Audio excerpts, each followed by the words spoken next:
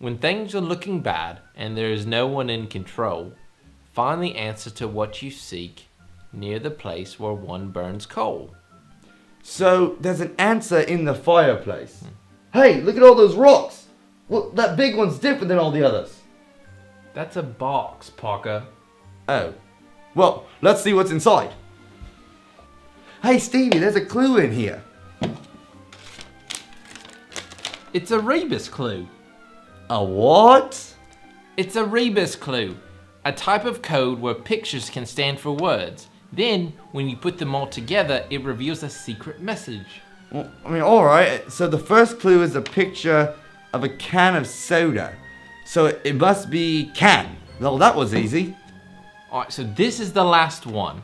It's a picture of someone singing, but it says to replace the G with an S. Sins! Sins! The last one is sins! Oh, yes! Yes, go Parker! I got one! Yes, my name is Parker! Oh, sorry. Our final answer is, can God forgive all my sins? So Great-Grandpa Piff-Paff wondered about whether God could forgive all of his sins. I've wondered that before too. Yeah, but how are we supposed to find the answer? Whoa, look! There's a key in here. I wonder if this unlocks some kind of like secret safe or something. Well, let me see it. Look, you never know what a strange key in an old abandoned mansion opens. What if it's a trap door and we fall through the floor? Or maybe it unlocks Great-Grandpa Piff-Paff's secret candy cabinet. But how are we supposed to figure out what it unlocks? That clue was just a question. Or was it? Stevie, why are you so excited about a book? No, Parker. I was looking at the books, and the title of this book is, Can God Forgive All My Sins? So the clue wasn't just a question, it was the title of this book, which must mean that this book is special for some reason. Well, then let's open it. I bet there's $1 trillion in here, Stevie. Really? That's it? So you're saying that you didn't mean to get me all excited over $8 and some change? I know. I promise I'm not making this whole thing up. Look, there's another clue in here. Maybe this will help us out. October 1st. $8.39 may not seem like a lot, but that amount of money taught me something very important about Jesus. It all happened when I was 10 years old. I had just gotten a brand new baseball for my birthday and was playing catch outside with my friend. Sadly, I threw the ball a little too hard and he didn't catch it. As I rushed inside, I knew this wouldn't be good. I had not only broken the window that led to our dining room, but also my mother's favorite vase.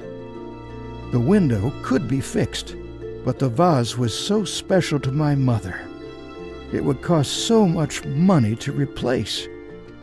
As my punishment, my mother said that I would have to pay money out of my allowance until I could afford to replace the window and the vase.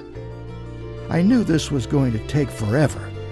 I would have to save my allowance money every week for the next 100 years in order to pay for it. I would never be able to pay the price for what I had done. A couple of weeks later, I was sitting in my room. My mother came in and asked how much I had saved to replace what was broken. I told her I had $8.39. Nowhere near enough. Then my mother said something I'll never forget. She said that she was going to pay for those items, and I was forgiven of the money I owed. I couldn't believe it. Even though I had been the one who had done wrong, my mother was going to pay the price for me. I was so happy I gave my mom a big hug, and I asked her, "Why would you pay for something I did wrong?" She explained to me a story from the Bible. A long time ago, the very first people who lived did something that God told them not to do. This was called sin.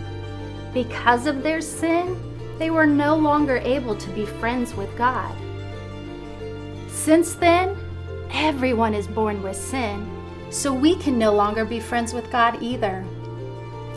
But God loves us so much, and He wants to be our friend. He made a plan for someone to pay the price for all the wrong things we have ever done. God sent His only Son, Jesus, to live a perfect life on this earth. And then Jesus took the punishment for all the wrong things we've done by dying on a cross. This was the only way to fix our friendship with God. And because I believe that Jesus died for my sin, I have been forgiven. Everything wrong that I've ever done and anything I will ever do is erased in God's eyes. Knowing that my mother was going to pay for the broken window and vase made me very happy. But knowing that Jesus paid the price for my sin made me even happier.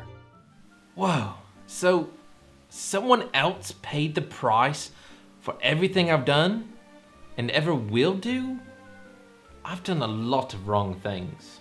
I know, it's hard to understand how God could love us so much that He would do that, but God does love us, and that's why He allowed Jesus to pay the price for our sin. Piff Paff mentioned that there is a reward when we search for and follow Jesus. What does that mean? I'm not sure. But I don't even know what the next clue is. These are just dollars in a book. Parker, wait. There's something written on the back. I think this is our next clue.